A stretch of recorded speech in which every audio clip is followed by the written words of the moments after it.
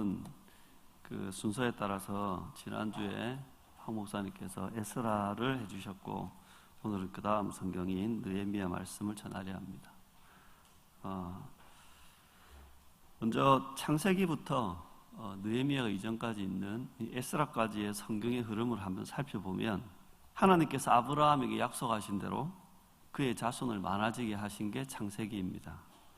출애굽기 신명기까지는 하나님께서 이스라엘을 애굽에서 구원하시고 가나안까지 인도하셨다라는 내용이고, 민수기는 여호수아는 하나님께서 이스라엘에게 가나안을 점령할 수 있도록 그 전쟁에서 승리하게 하셨다라는 내용입니다.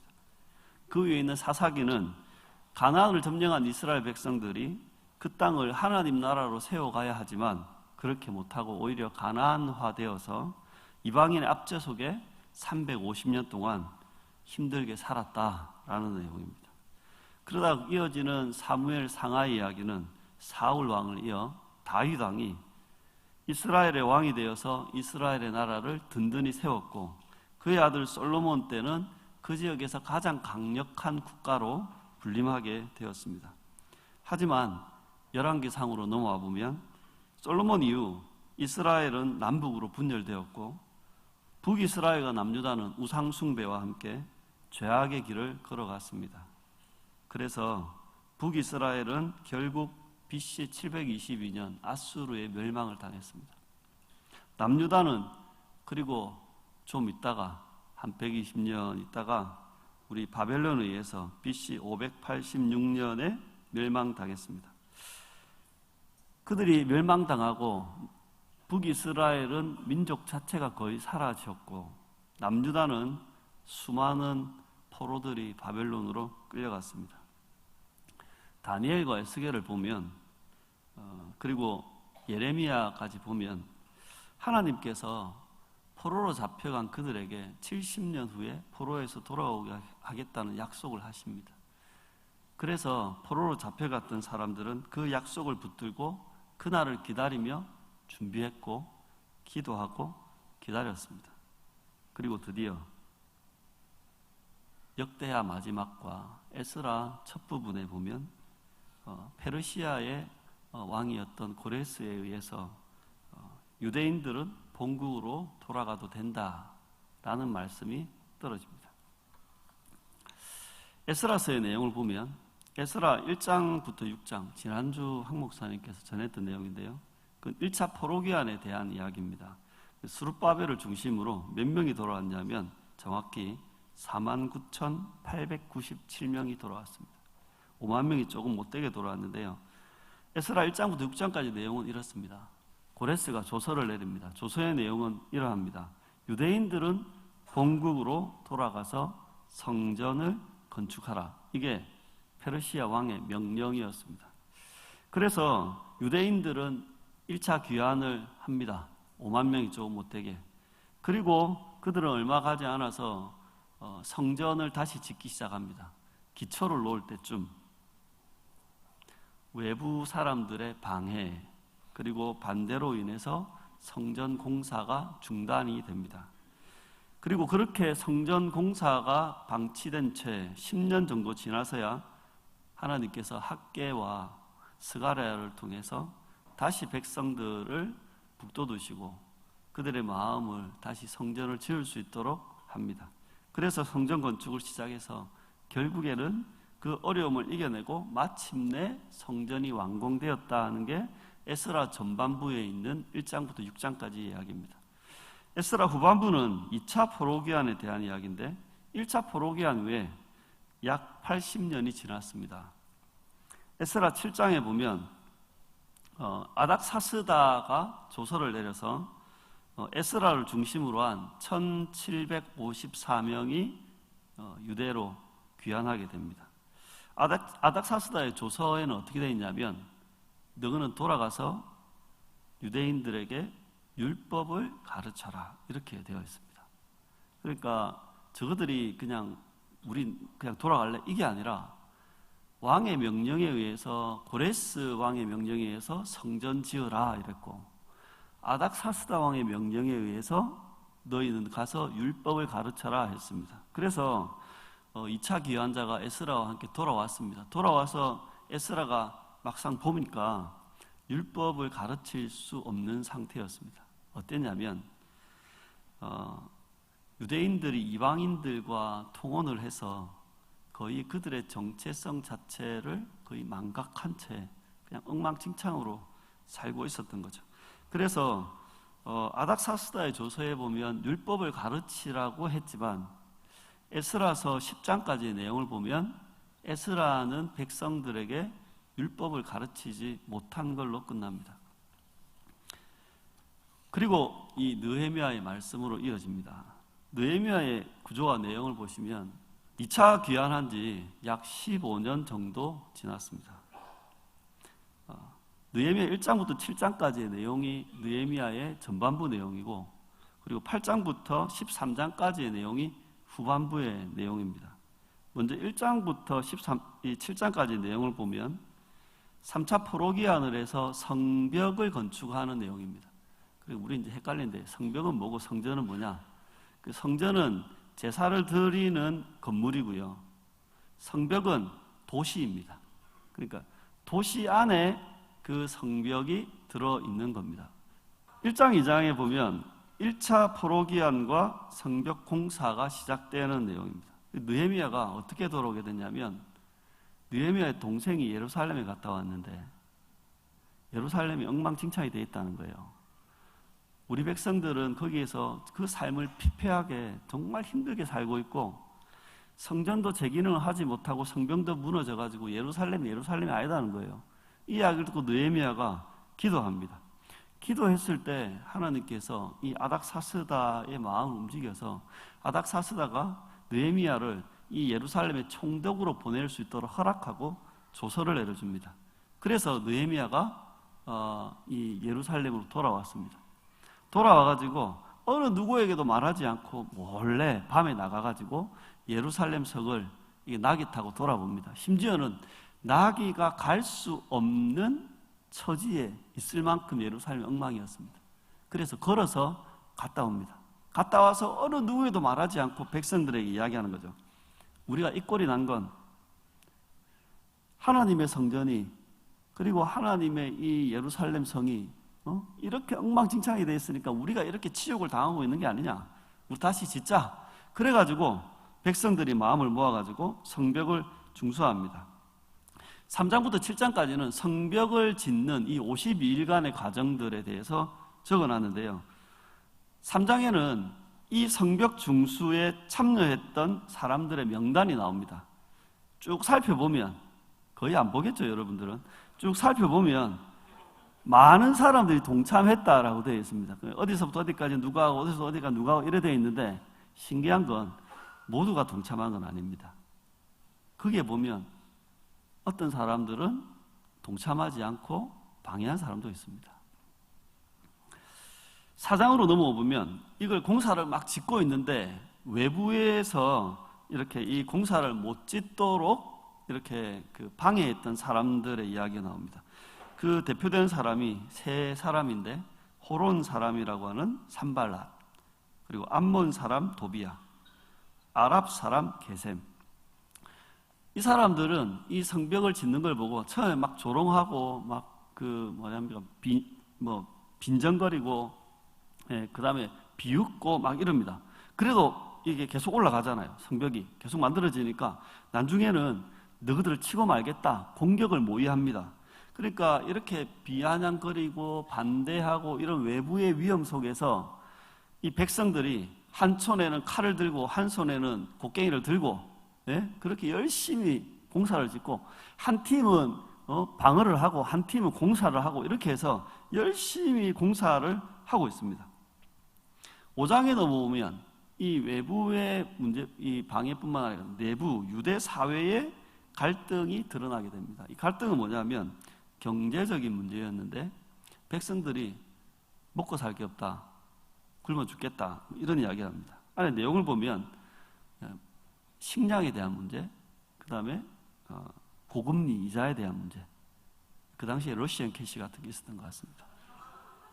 그러니까 이게 고금리 이자를 물리다 보니까 나중에는 토지를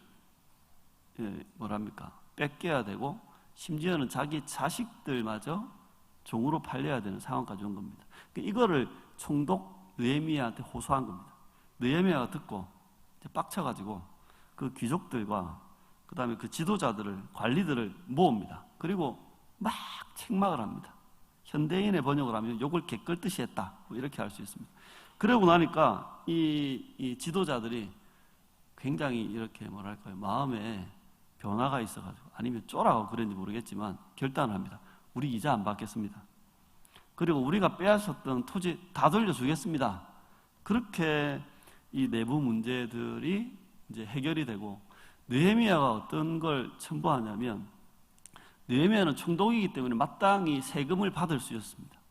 백성들의 세금을 받을 수 있었고, 그 다음에 자기와 함께 딸려온 가솔들이 있기 때문에 그 사람들에게 뭔가 마땅히 이렇게 급여를 제공해야 되잖아요. 그런 것을 이제 위해서 백성들에게 세금을 받아야 되고 불구하고 느헤미야는 받지 않았다.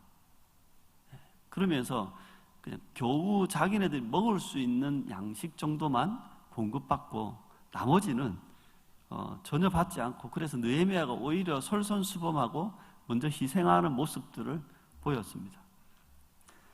6장에 오면 이제 이 외부의 반대 세력들이 느헤미야를 해치려 합니다. 그래서 산발랏이라는 사람이 만나자 그럽니다. 만나자니까 느헤미야가 못 만나겠다, 바쁘다. 왜? 알았어요. 만나면 죽이겠구나. 네? 그래서 안 만나고 나중에는 이 사람들이 막 유언비어를 퍼뜨리겠다 합니다. 네가 반역했다고 내가 황제에게 꼬지르겠다. 그러니까 이 느헤미야가 쌩깠습니다. 헛소리 하지 마라. 네. 심지어는 이 유대 사회, 유대인 중에 있는 예언자들, 그러니까 유대인 예언자면 지도자잖아요. 그 지도자들을 야들이 매수를 해가지고 거짓 예언을 합니다. 그래서 거짓 예언을 해가지고 사람들이 널 죽이려니까 성전에 들어가라. 성전에 살 수 있지 않는가. 근데 이 느헤미야는 평민이기 때문에 성전에 들어갈 수 없습니다. 성전에 들어가면 이 사람이 불명예를 안을 줄 알고 그렇게 거짓 예언을 한 겁니다.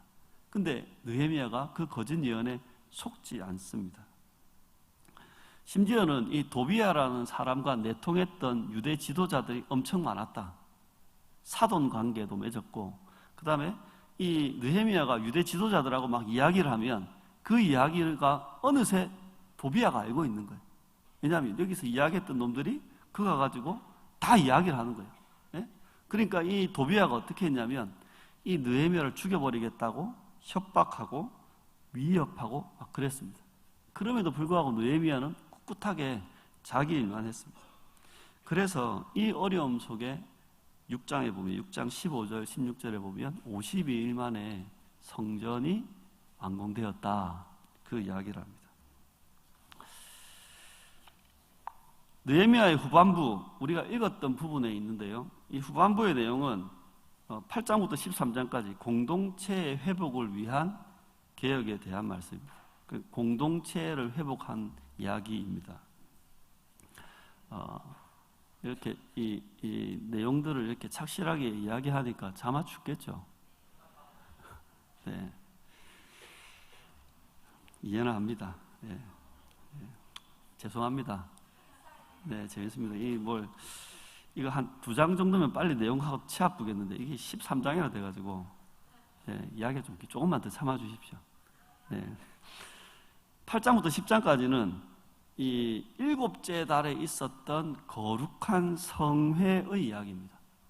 7째 달에 거룩한 성회는 뭐냐면 온 백성이 모였답니다. 7째 달에. 그리고 이 7째 달에 모여서 있었던 일들 중에 정말 중요한 게 그들이 특별한 결단을 내린 사건들입니다. 내용이 이렇습니다. 8장에 보면 백성이 모였습니다. 모여서 뭘 했냐면 율법의 말씀을 들었습니다.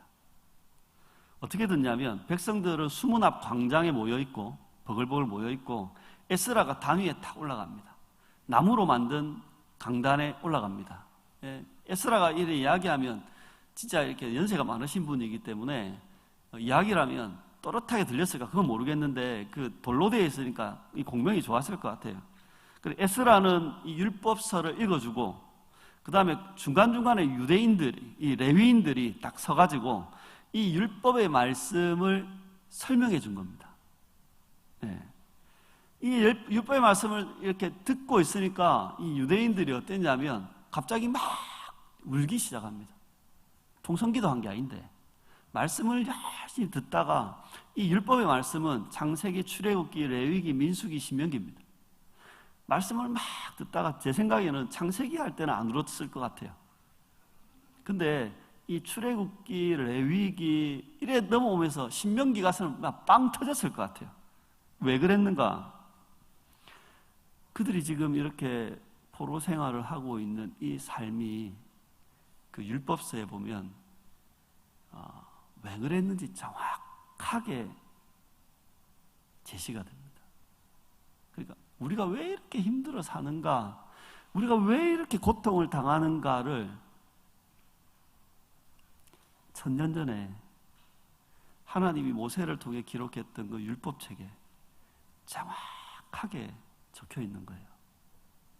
그러면서 그들 자신의 인생과 이스라엘의 역사가 해석되고 나니 눈물이 막 나기 시작하는 거예요. 울고 있으니까 이 에스라와 느헤미야가 이야기합니다. 오늘은 여호와의 성일이다. 기뻐할 날이다. 울지 마라. 뚝! 이러니까 백성들이 이러면서 이런 건 없습니다. 예, 이제 그치고 이렇게 막 이 7월에 이 축제를 즐긴 겁니다. 예, 즐기다가 이들이 말씀을 읽다 보니 생각나는 게 있는 거예요. 초막절, 7월은 초막절이거든요. 초막절에는 초막을 지어야 되지 않습니까? 초막은 뭐냐면 이 나무나 풀을 뜯어와가지고 그걸 집을 짓는 겁니다. 내가 볼 때 집집마다 한 채씩 짓지는 않았겠죠.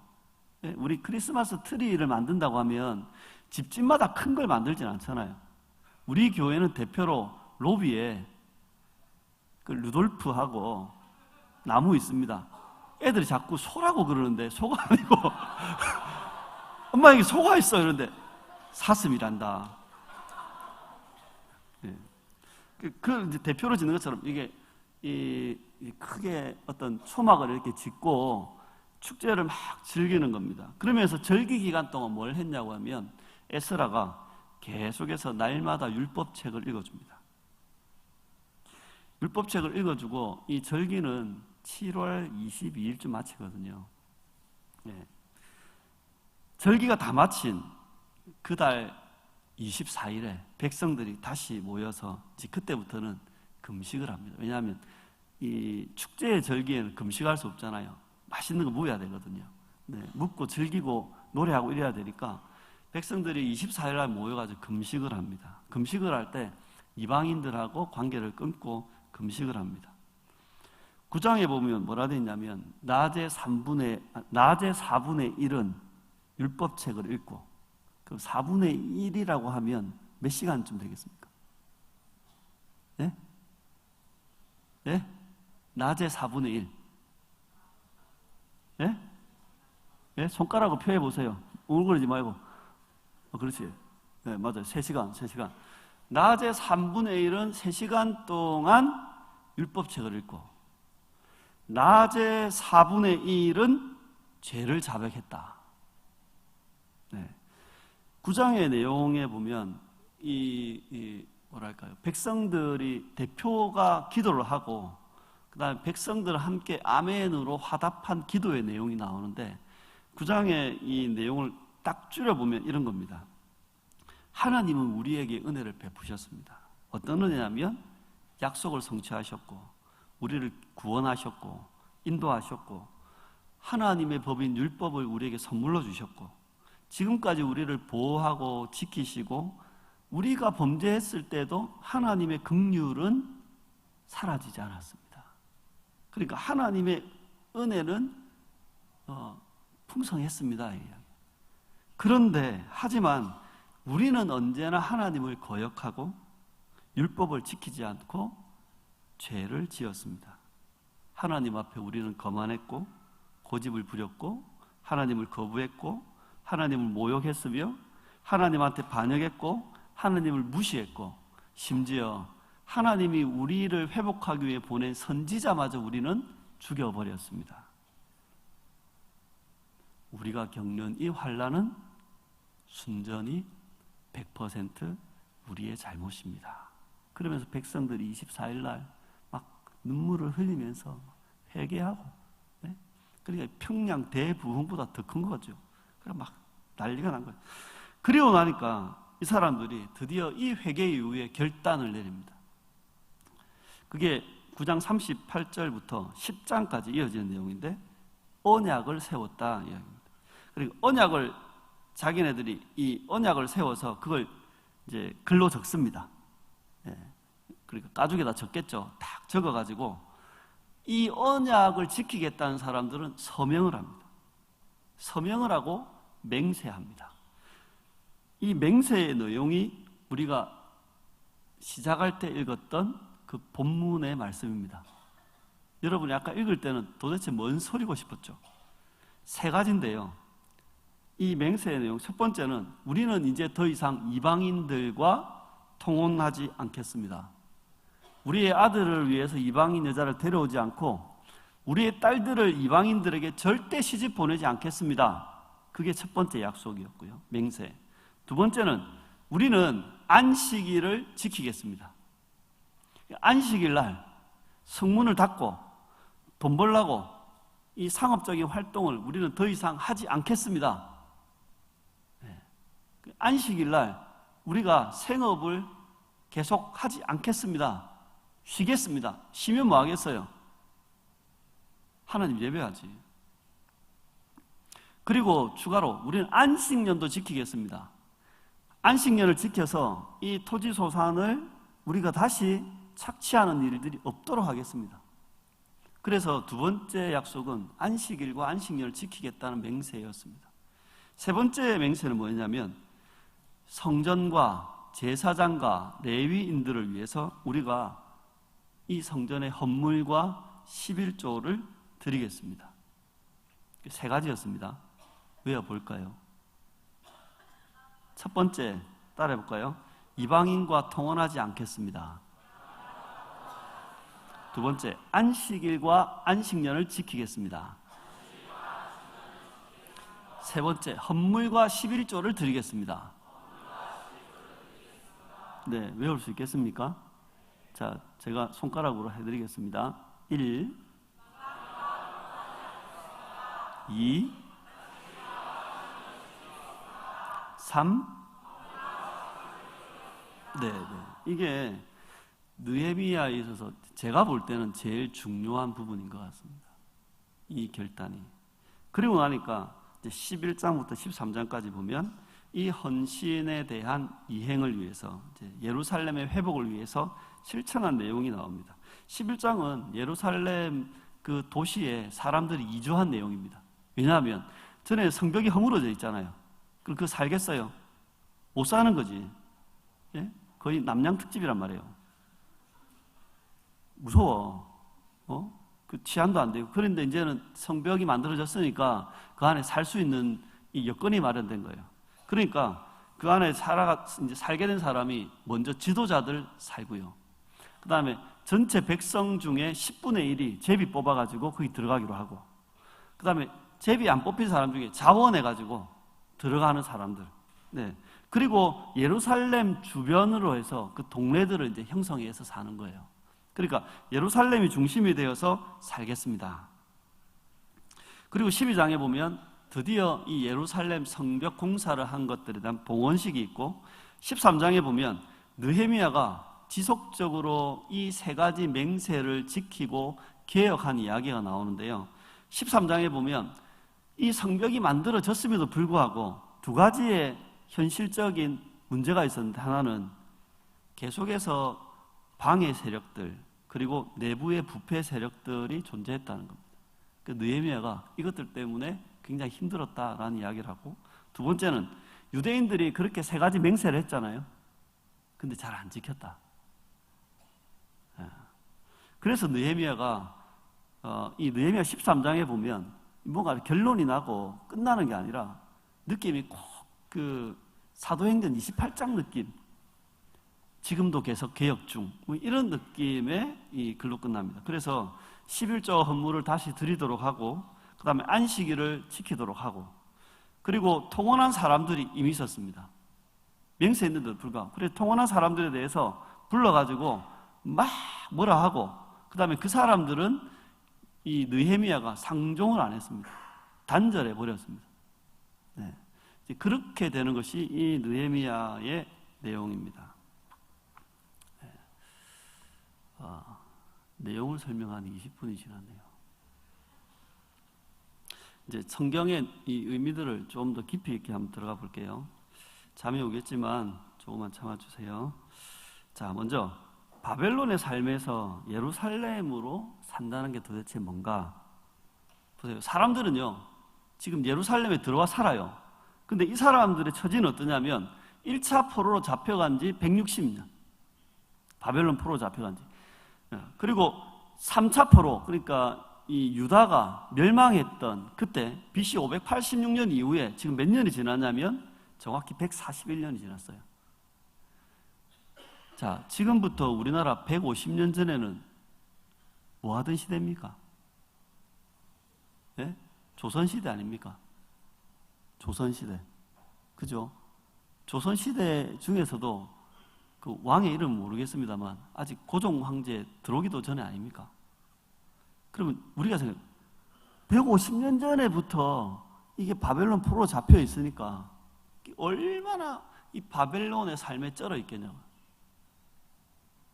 포로로 잡혀간 그 사람들이 돌아왔음에도 불구하고 이 사람들은 하나님의 율법도 제대로 배우지 않았고 하나님 나라의 가치도 모른 채 그냥 돌아온 사람들이 많은 거예요. 그러다 보니까 이 사람들의 삶은 바벨론에 너무 익숙한 거예요. 네. 오히려 이 바벨론식으로 사는 게 옳고 합당하고 타당하고 이게 바른 것 같아요. 네. 그 돌아온 사람들이 예루살렘 안에는 못 살았지만 예루살렘 주변에 유다 공동체 사회를 이루며 살았거든요. 근데 이 사람들은 하나님 말씀대로 산 게 아니라 그냥 바벨론의 한 국민으로 살았을 뿐입니다. 성전이 완공된 지, 지금 느헤미야가 왔을 때가 성전이 다시 완공된 지가 71년이 지났습니다. 71년이면 우리나라 광복하고 한국 전쟁이 일어날 때하고 지금 연수가 그만큼 나잖아요. 그렇게 까마득한 그때에 성전이 완공됐는데 성전은 하나도 기능을 하지 못하고 있습니다. 성전은 방치되고 유다 공동체는 와해되었습니다. 그들은 패배의식 속에 살았습니다. 우리는 못한다. 우리는 안 된다. 우리는 끝났다. 사람들은 이 패배의식 속에서도 이것들을 극복하려 하지 않고 계속해서 바벨론식으로 삽니다. 어떻게 사는가? 공동체에는 안중에도 없고 자기 자신의 이익과 명예만 집착하고 삽니다. 자기의 이익만 된다면 이방인들하고 쉽게 동맹하고요. 언약적인 관계를 맺습니다. 이 언약적 관계가 뭐냐면 사돈을 맺는 겁니다. 그러면서 동족들에 대해서는 무시합니다. 동족들을 억압합니다. 착취합니다. 하나님과의 관계나 예배보다는 정치적인, 경제적인 동맹이 더 중요합니다. 하나님의 말씀인 율법은 알려고도 하지 않고 그냥 자기 생각, 경험, 계산으로 살아갑니다. 이게 바벨론식의 삶입니다. 그러면 예루살렘으로 산다는 게 뭔가? 여러분, 예루살렘의 뜻은 뭐냐면 샬롬의 도성입니다. 샬롬이라는 건 뭐냐면 평강, 평화 뭐 이런 겁니다. 그러니까 예루살렘으로 산다는 것, 예루살렘에서 산다는 건 이런 의미예요. 이익이 아니라 관계를 중요시하며 살겠습니다. 하나님과 언약 관계를 맺은 것을 의식하고 내가 어떤 존재인지 그 의식 속에 또한 하나님이 나와 함께 하신다는 그 인재의식 속에 살겠습니다 하는 게 예루살렘으로 사는 겁니다. 나 자신보다 공동체와의 관계, 공동체의 유익을 더 우선시하며 살겠습니다. 그래야지 화평의 도시가 되는 것 같아요. 이 화평을 지키기 위해서 내가 애쓰고 내가 이 화평을 위해서 내가 선택하고 살겠습니다. 이 샬롬이라고 하는 도시에 하나님의 법이 성취되도록 내가 거기에 헌신하겠습니다.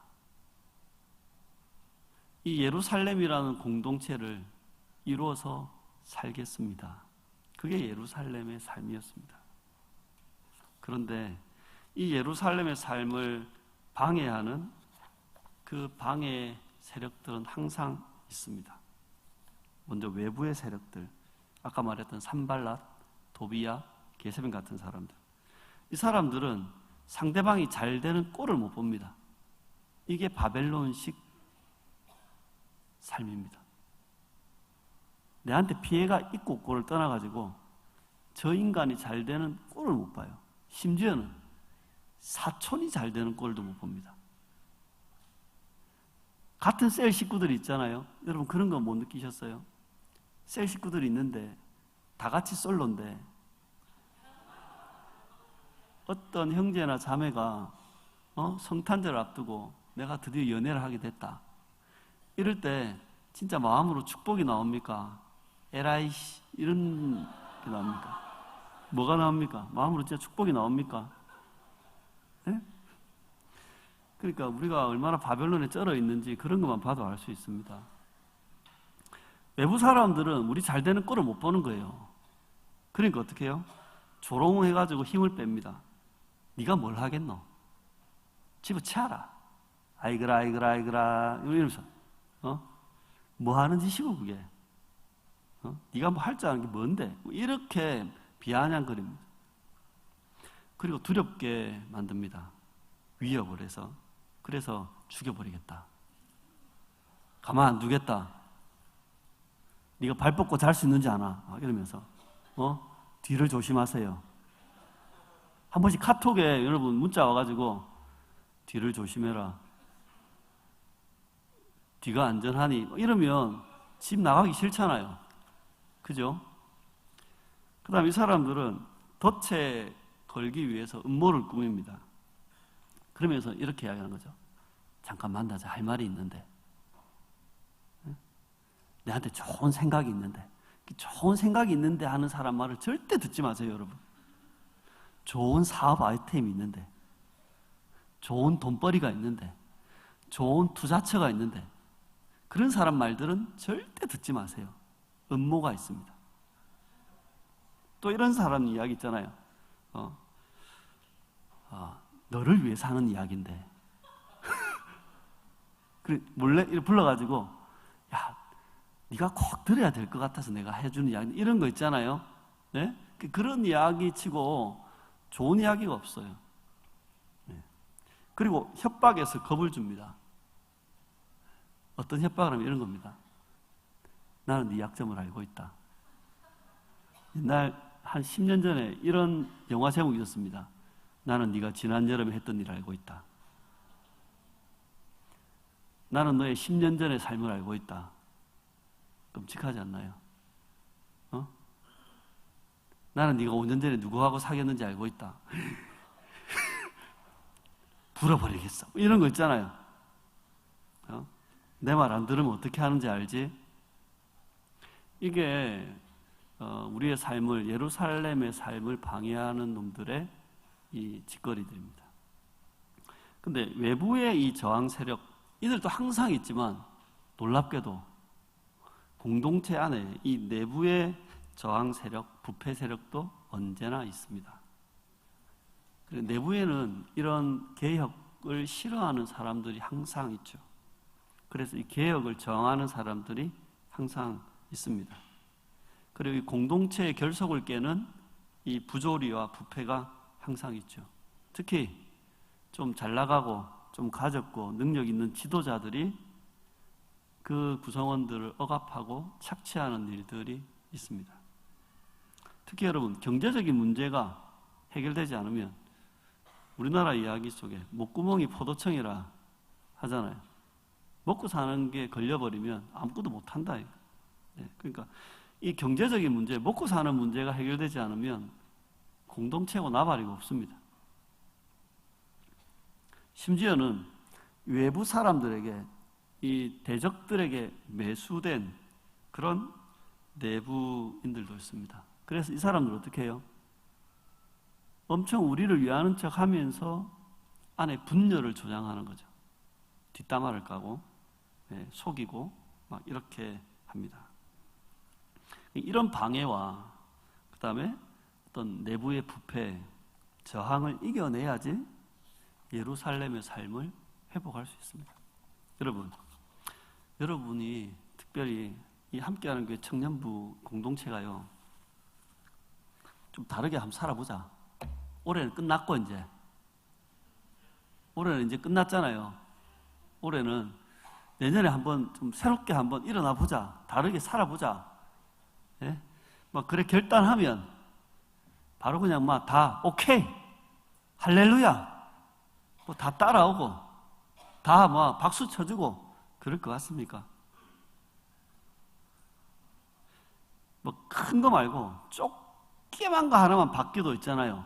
왜 그래야 되는데? 내가 조금 손해도 아니고 불편해도 어떻게 해요? 꼭 그래야 되나? 그런 일들은 쉽게 일어나지 않겠습니까? 목사님 왜 그래 결정하는데? 우리 사정도 모르고 왜 마음대로 하는데? 막 그런 이야기들을 쉽게 하게 됩니다. 그러니까 뭔가를 새롭게 한다, 개혁한다, 예전과 다른 삶으로 나아간다. 그게 얼마나 많은 저항과 방해가 있느냐. 여러분 그거 알고 시도하셔야 됩니다. 남들이 저항 안 해도 우리 개인만 보세요. 내가 살아왔던 이 삶의 패턴대로 살다가 이제 내가 이번 주부터 야식을 안 먹겠다. 그럼 적들의 방해가 얼마나 많습니까? 그죠? 내가 선언하고 나니까 이것들이 첫날 만날 야식을 시켜 먹고 뭐 먹자 그러고, 그죠? 그리고 진정한 내부 예정은 내한테 있습니다. 내 마음속에 뭔가 이렇게 뭐랄까요? 성령의 세미한 음성처럼 먹어도 된다, 괜찮다, 인생이 왜 그래 박하게 살라, 이런 마음이 내 안에서 막 일어나잖아요.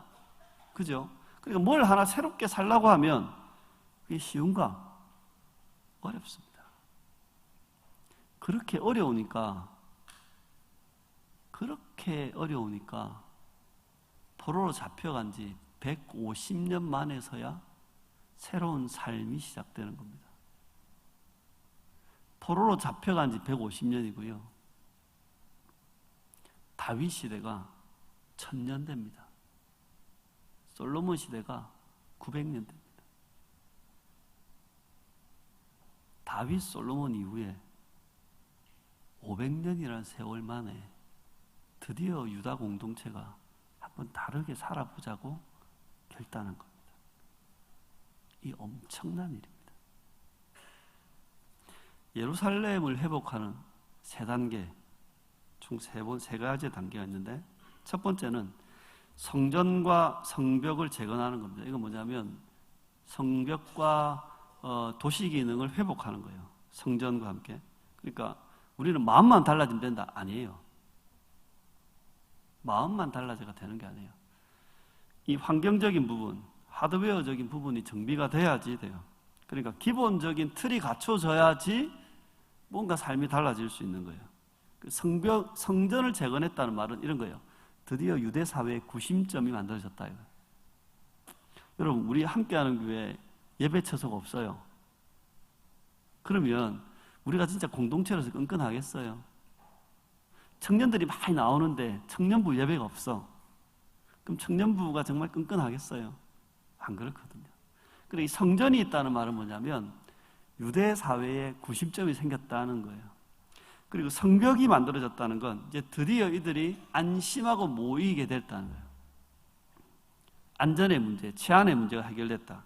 더 이상 불안과 위협에 떨지 않아도 된다. 그러니까 성벽을 만든 이유는 뭐냐면 이 성전의 기능을 정상적으로 작동하게 하도록 하기 위해서, 그러니까 성전이 제 기능을 할 수 있도록 하기 위해서 성벽이 필요했던 거예요. 성전만 만들어 놓고 성벽이 없으면 누가 그 성전에 가겠어요? 위험한데. 느헤미야가 이걸 간파하고 성벽을 50일 만에 만들었다. 그래서 1단계는 뭐냐면 성전과 성벽을 재건해서 그 이 성벽의 이 성전의 기능을 다시 회복하고 이 도시 기능을 다시 회복시키는 거예요. 두 번째 단계는 뭐냐면 율법 교육을 했어요. 율법 교육. 이 느헤미야 8장부터 있는 이 성회 때 율법을 가르친 것처럼 이 율법 교육은 뭘 회복하는가 하면 그러니까 삶의 질서를 회복하고 그들에게 가치를 다시 회복시키는 일을 해요. 뭐가 정상인지, 뭐가 옳은지, 뭐가 바른 것인지, 어떻게 해야 될 것인지에 대한 방향을 잡아주는 거죠. 그래서 이 바벨론적인 가치에서 예루살렘적인 가치로 옮기려면 율법이 필수적이었어요. 바벨론 나라의 삶에서 하나님 나라의 삶으로 바꾸기 위해서는 하나님 말씀 교육이 필수적이었던 거예요. 그래서 백성들에게 말씀을 가르친 겁니다. 유다 사회가 그 성에 모여가지고 말씀을 들었잖아요. 듣고 나니까 어떻게 해요? 그들이 깨달은 게 있는 거라. 깨닫고 나니까 결국에는 결단으로 이어졌어요. 그래서 제일 중요한 건 말씀하고 접촉을 해야 돼. 말씀하고 내가 만나야 돼. 여러분, 말씀하고 만날 수 있는 기회가 그렇게 많지 않잖아요. 교회 와서 설교 들을 때, 그 다음에 여러분 묵상 잠깐 할 때, 그래서 정말 잘 안 하지만 성경 읽을 때, 그렇게 말씀을 접하잖아요. 그리고 이렇게 성경을 배우러 가는 그런 경우가 있잖아요. 그죠? 참고로 아무 때나 배우러 가면 안 됩니다. 아무 때나 막 배우면 큰일 납니다. 네. 세 번째, 3단계. 그러니까 1단계는 성전과 성벽을 재건하고, 2단계는 율법을 가르치고, 3단계는 드디어 이 율법을 가르치고 나니까 사람들이 어떻게 해요? 정신을 차린 거예요. 어떻게 살아야 될지 이제 드디어 알게 되는 거예요. 네. 그래서 이 사람들이 결단과 헌신을 합니다. 그래서 회개하고 새롭게 살기 위한 실천을 맹세합니다. 아까 그 맹세했던 게 세 가지를 했죠. 첫 번째 뭐였죠? 통혼하지 않겠습니다. 두 번째 뭐였죠? 그렇죠. 안식일과 안식일 지킴. 세 번째 뭐였죠? 헌물과 11조를 하겠습니다. 요 세 가지가 그냥 행동 규정이 아니라 그 안에 어떤 내용이 담고 있냐면, 통혼을 금지한다는 건 이제 언약 사상과 정체성을 지키겠다는 거예요. 그러니까 우리는 언약을 지키고 우리 후손들에게 언약을 이어가겠습니다라는 결단이에요. 그리고 이방 사회와 이방 세상과 섞이지 않고, 이방인들과 언약을 맺지 않고, 우리와 우리의 자손을 언약의 후손답게 그렇게 길러내고 살겠습니다. 그걸 우리 말로 하면 다음 세대 똑바로 키우겠다 이 말이에요. 두 번째, 안식년을 준수한다는 말은 뭐냐면, 우리의 삶의 방식을, 우리의 가치관을 이 바벨론식이 아니라 하나님 나라답게 바꾸겠다. 그러니까 우리는 바벨론의 삶을 거부하고 이 샬롬의 삶, 예루살렘의 삶을 추구하겠습니다라고 하는 그 결단이 있었던 거예요. 바벨론의 삶은 물질과 소유에 미쳐 살았잖아요. 더 소유를 확장시키기 위해서 살았잖아요. 그런데 이제 그게 아니라 하나님과의 관계, 공동체와의 관계를 위해 살겠습니다. 하나님 예배하고 살겠습니다. 하나님하고 동행하고 살겠습니다. 물질보다 사람 더 귀하게 여기고 살겠습니다. 물질보다 하나님 예배하는 걸 더 우선시하며 살겠습니다. 이게 그들의 결단이었습니다. 세 번째 결단, 11조 헌물은 뭐냐면, 우리가 이 성전을 유지하고 공동체를 지켜내겠습니다. 그러니까 내 개인의 이익보다 공동체의 유익과 공동체의 보존을 위해서 내가 헌신하겠습니다 라는 결단이 그 속에 담겨 있습니다. 우리가 가진 것, 내 손에 들어온 것, 이건 내게 아니라 하나님이 맡겨주신 것입니다 라는 청지기의식. 하나님께서 우리에게 주신 것을 하나님의 목적대로 쓰겠습니다 라고 하는 결단. 나보다 공동체를 우선시하겠다는 결단. 그 속에는 내가 있어야 공동체가 존재하는 게 아니라 공동체가 존재함으로 말미암아 내가 보존된다는 그 믿음의 가치가 있었던 겁니다. 이걸 우리들에게로 가져와 보면, 적용해 보면, 우리의 삶을 예루살렘의 삶으로 회복하기 위해서는 첫 번째 단계, 아까 성전과 성벽이 재건돼야 된다 했죠. 한번 따라해 볼까요? 신앙의 기본 틀을 갖춰야 한다. 이 기본 틀이 뭐냐면 성전의 기능이 회복돼야 돼요. 성벽의 이 도시 기능이 회복돼야 돼요. 이거를 쉽게 말하면 이런 겁니다. 여러분의 예배가 회복돼야 돼요. 특히 중요한 일들을 앞둔 여러분이 중요한 건 뭐겠습니까? 연애를 하겠다거나, 아니면 결혼을 하겠다거나, 아니면 업종을 변경하겠다거나, 아니면 집을 나오겠다거나, 아니면 다시 집을 들어가겠다거나, 이런 인생의 중요한 결정들을 할 때 있잖아요. 그거 할 때는 예배가 정상적으로 작동될 때 선택하세요.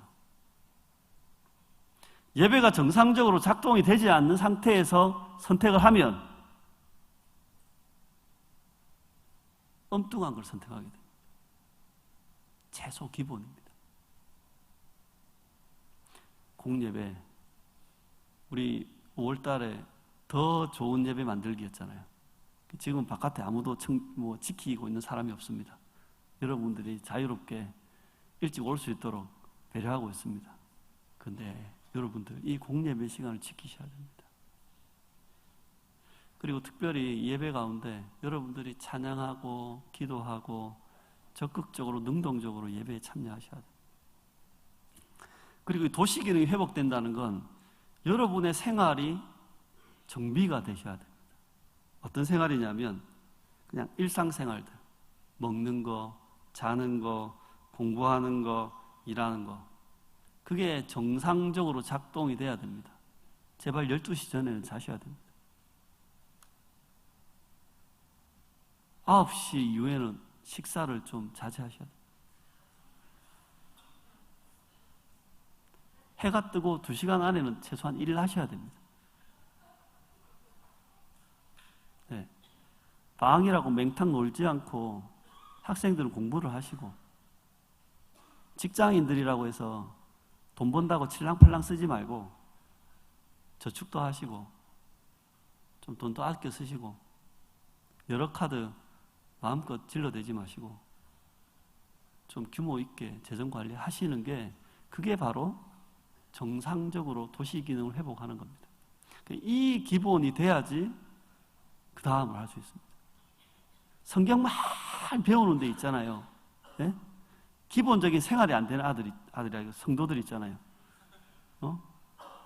막 잠 안 자고 밤새도록 밤새고 아무 때나 먹고 일도 안 하고 디비 자고, 이런 사람들은 성경 말씀 많이 들어가도 아무 소용없습니다. 네, 아무 효과가 없습니다. 근데 일상적인 삶이 된 사람이 이게 효과가 있습니다. 성벽과 성전이 재건됐다면 두 번째 2단계 율법 교육을 했는데 한번 따라해 볼까요? 하나님의 말씀으로 가치관이 달라져야 한다. 네. 그러니까 여러분이 하나님의 말씀에 노출되셔야 됩니다. 여러분 성경을 배울 때는요 이렇습니다. 교육을 해나가는 과정이 처음에 이미지를 가르칩니다. 아이들, 유아들에게 가르치는 겁니다. 두 번째 성경은 스토리를 가르칩니다. 성경의 이야기를 들려주는 거죠. 이거는 초등학교 때 주로 하는 겁니다. 중고등학생이 되면 이 성경이 이야기하는 그 의미들을 이렇게 설명해 주기 시작합니다. 그리고 이제 성인이 되고 청년이 됐다는 말은 뭐냐면 스스로 생각해서 이 성경에 담겨 있는 가치관을 내가 받아들이고 사는 겁니다. 그러니까 성경을 그냥 접한다고 아는 게 아닌 거죠. 여러분 성경 좀 그냥 내가 뭐 아브라함도 알고 이삭도 알고 야곱도 알고 느헤미야도 안다고 성경을 아는 게 아닙니다. 어디까지 알아가야 되는가? 그 성경 속에 담겨 있는 의미와 그 성경이 담고 있는 가치관이 뭔지를 알아가는 데까지 성경을 알아야 됩니다. 함께하는 교회가 여러 가지 성경 프로그램이 있지만 제 생각이 제일 부족한 게 뭐냐면 성도들이 성경을 잘 모릅니다. 이단의 밥이 될 확률이 엄청 높습니다. 근데 우리가 이제 느낌으로 이단 같은 느낌 있잖아요. 그렇기 때문에 피해 다니는 거지. 좀 성도라면 이단하고 한번 붙어가지고 깨낼 정도는 돼야 안 되겠습니까? 이단을 만나면 항상 우리들한테 데려만 오시겠습니까? 여러분이 좀 깨내야 안 되겠습니까? 그러려면 성경 알아야 되죠. 첫 번째는 많이 접촉해야 됩니다.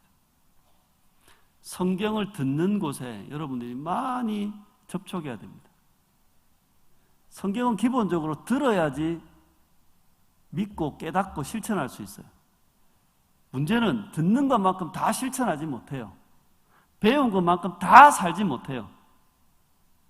하지만 듣고 배워야지 조금이라도 살 수 있어요. 그래서 여러분 그 성경을 배우고 성경을 듣는 곳에 계속해서 여러분들이 노출되셔야 됩니다. 그리고 하나 더 추가하면 성경을 배우는, 듣는 이 수동적인 어떤 그 배움이 아니라 여러분 스스로가 성경을 읽고 공부하고 책 사보고 뭐 이런 어떤 능동적인 이런 어떤 배움이 있어야지 성경을 알 수 있습니다. 스토리 정도는 가끔가다 의미 정도는 알 수 있는데요. 진짜 중요한 여러분의 가치관이 성경적으로 바뀌려면 여러분이 성경을 읽고 배우셔야 됩니다. 스스로 학습을 하셔야지 됩니다. 신앙생활을 오래 했다고 자랑하지 말고 성경을 아셔야 됩니다.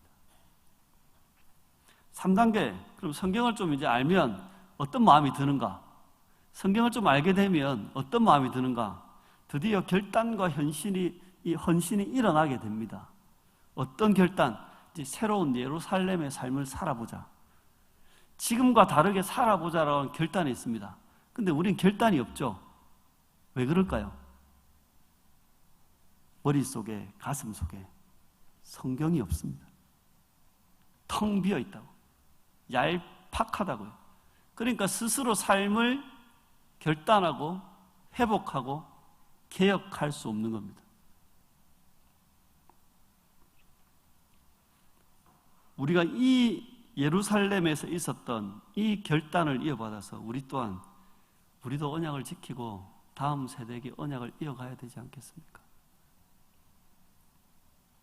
세상과 섞여 사는 것이 아니라 우리들만의 정체성, 하나님 나라 백성으로서의 언약 백성으로서의 정체성을 지키고 살아야 되지 않겠습니까?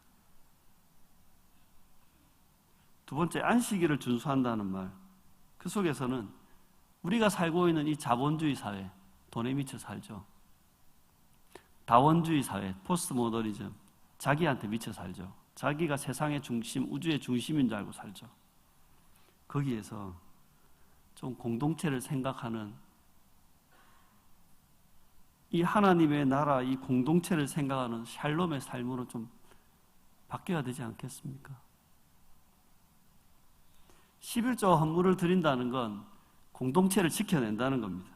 그러니까 내 개인의 이익보다 공동체의 유익을 위해서 내가 헌신하겠습니다라는 결단이 생기는 겁니다. 그게 하나님 나라 백성이고 그게 예루살렘의 삶입니다. 내가 언약 백성답게 살고 내가 언약 백성답게 나의 후손들을, 다음 세대를 언약의 사람으로 키워내겠습니다라는 결단. 바벨론의 가치로 사는 것이 아니라 이 샬롬의 가치, 공동체를 세워가는 이 가치대로 살겠습니다는 그 결단, 그리고 그것들을 살아가는 실천. 그래서 여러분들에게 이런 실천을 요청합니다. 첫 번째는 먼저 기본적인 세관을 재건하십시오. 예배 생활, 여러분 다시 회복하십시오. 한 가지 부탁드릴 게 있습니다. 우리가 주일 예배는 그나마 청년분들이 오실 분들은 오시는데, 제일 안타까운 건 수요 성경대학이나 특히 금요기도에 보면 청년들이 요 가쪽에 있잖아요. 요 막 바글바글 좀 앉아가지고 왜 이렇게 약해졌나? 다시 공예배를 좀 살리시기 바랍니다. 여러분 다시 공예배가 좀 살아나시기를 바랍니다. 여러분 말씀에 노출되지 않으면 우리의 삶은 바뀌지 않습니다. 스스로 성경을 읽을 실력이 없다면 들려주는 곳이라도 오셔야 됩니다. 그리고 일상생활들을 좀 정돈하십시오. 어울려 댕기고 놀고 하는 것 좀 정리하시고, 정상적으로 일하시고, 정상적으로 공부하시고, 정상적으로 먹고, 정상적으로 자고, 정상적으로 좀 일어나십시오. 굳이 어려운 일 아닙니다. 애매한 관계 좀 정리하시고, 그게 바로 우리의 삶의 이 성전과 성벽을 재건하는 일입니다. 두 번째, 하나님 말씀 성경 좀 배웁시다. 아는 척 하지 말고, 배운 척 하지 말고, 좀 교회 열심히 다니고 봉사 좀 하고 사역자가 마치고 나면 성경 압니까? 함께하는 교회 무전 전도여행 갔다 오면 성경 좀 압니까? 아니잖아요. 성경 스토리에 좀 익숙하다고 성경 아는 척 하지 말고, 그런 착각에 빠지지 말고, 정말 그 성경의 깊은 의미와 성경 속에 담겨 있는 하나님 나라의 가치와 질서를 배워나가야 되지 않겠습니까? 그래서 좀 말씀과 좀 자주 접촉하십시오. 말씀이 있는 곳에 많이 노출하십시오.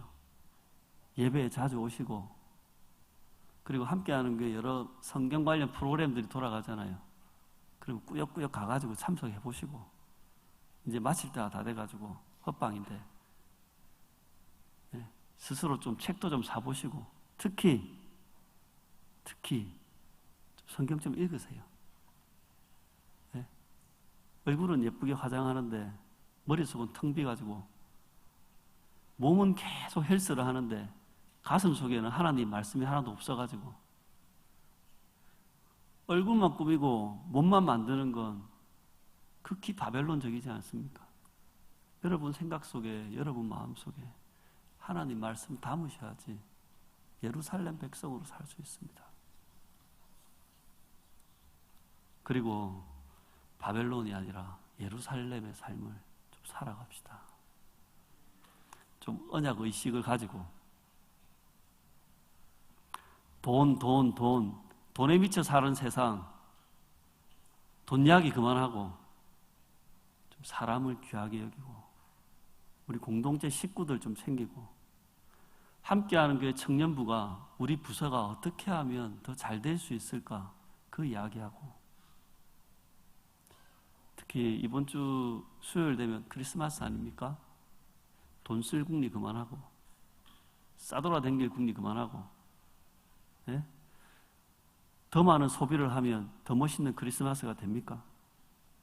그런 거 아니잖아요. 오히려 진짜 소중한 사람, 특히 우리가 소홀한 가족들, 여러분이 소홀한 가족들, 여러분에게 정말 소중한 그 사람들하고 단 몇 시간이라도 좀 가치 있는 시간, 그게 예루살렘의 삶이 아니겠습니까? 오늘 이 무거운 이야기를 연말에 해서 죄송합니다. 하지만 지극히 바벨론에 사는 우리가 이제 바벨론의 삶을 청산하고 예루살렘을 살았으면 좋겠습니다. 그 첫 세대가 여러분이었으면 좋겠습니다. 그러기를 기도하며, 그러기를 바라며, 그러기를 축복합니다.